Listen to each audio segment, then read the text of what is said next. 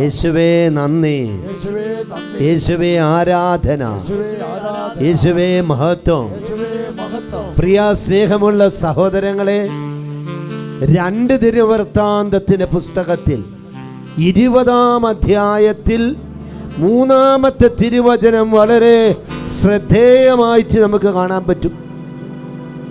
അവൻ ഭയന്ന് കർത്താവിങ്കിലേക്ക് തിരിയാൻ തീരുമാനിക്കുകയും യൂദയായിലെങ്ങും ഉപവാസം പ്രഖ്യാപിക്കുകയും ചെയ്തു. എൻ്റെ പ്രിയപ്പെട്ട സഹോദര സഹോദരി, ഈ വചനം നമ്മൾ ശ്രവിക്കുമ്പോൾ ദൈവഭയമില്ലാത്തൊരു ജീവിതത്തിൻ്റെ ഉടമയാണോ നീ? ദൈവഭയമില്ലാതെ, ദൈവത്തെയും മനുഷ്യരെ ഭയപ്പെടാതെ ഇതാ തോന്നിയാസത്തിന്റെ ജീവിതമായി കഴിയുന്ന ഒരു വ്യക്തിയാണോ നീ?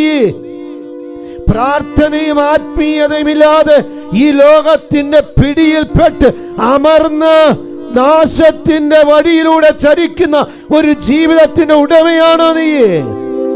കർത്താവ് ഇന്ന് ഓർമ്മിപ്പിക്കുന്ന ഒരു കാര്യം, കർത്താവിനെ ഭയപ്പെടുന്നവൻ കർത്താവിലേക്ക് തിരിയും, കർത്താവിനെ അന്വേഷിക്കും, കർത്താവിനെ രക്ഷിതാവും ദൈവവുമായി സ്വീകരിക്കും. എന്റെ പ്രിയപ്പെട്ട സഹോദരങ്ങളെ, ഇത് സാധ്യമാകുക ഉപവാസത്തിലൂടെയാണ്. ഉപവാസം മഞ്ഞുമലയെ ഉരുക്കിക്കളയുന്നതിന് തുല്യമാണ്. ഉപവാസം കെട്ടുകൾ അഴിക്കും, ഉപവാസം അത്ഭുതങ്ങൾ സൃഷ്ടിക്കും. ഉപവാസം മനുഷ്യബുദ്ധിയിൽ അസാധ്യമെന്ന് കരുതുന്ന കാര്യത്തിന്റെ മേൽ ദൈവത്തിന്റെ കരം കടന്നു വരാൻ ഉപവാസം കാരണമാക്കി മാറ്റുമെന്ന് ദൈവവചനത്തിലേക്ക് വരുമ്പോൾ ഉൽപ്പത്തി മുതൽ വചനഭാഗങ്ങളിലൂടെ നമ്മളെ കാണിക്കുന്ന ഒരു കാര്യം, ഉപവാസത്തിന് ശക്തിയുണ്ട്.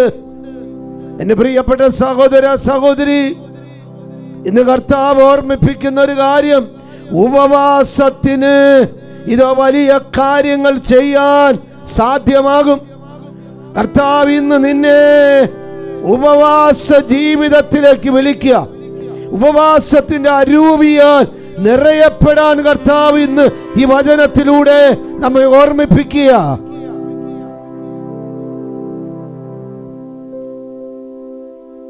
കാരുണ്യവാനായ കർത്താവേ, അങ്ങയുടെ തിരുസന്നിധിയിലേക്ക് വളരെ പ്രത്യേകം കർത്താവേ ഓരോ മകനെയും മകളെയും സമർപ്പിക്കുന്നു. ദൈവഭയമില്ലാതെ കഴിയുന്ന മക്കളോട് നീ കരുണ കാണിക്കണമേ കർത്താവേ. ദൈവഭയമില്ലാതെ പാപത്തിലും തിന്മയിലും അന്ധകാരത്തിന്റെ പിടിയിൽപ്പെട്ട മക്കളുടെ മേല് നിന്റെ കരമുയർത്തണമേ. ദൈവാനുഭവത്തിന്റെ തലത്തിലേക്ക് കടന്നു വരാൻ പറ്റാത്ത ജീവിതങ്ങളോട് കരുണ കാണിക്കണമേ. ഉപവാസത്തിന്റെ അരൂപിയാൽ നിന്റെ മക്കളെ ഇപ്പൊ അഭിഷേകം ചെയ്യണമേ.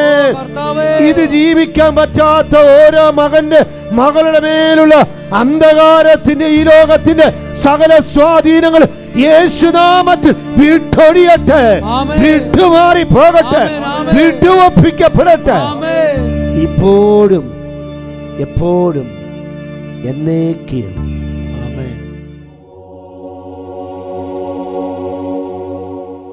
ആത്മാവിൽ ആരാധന, ആത്മീയാൽ അഭിഷേകമേ, ആത്മാവിൽ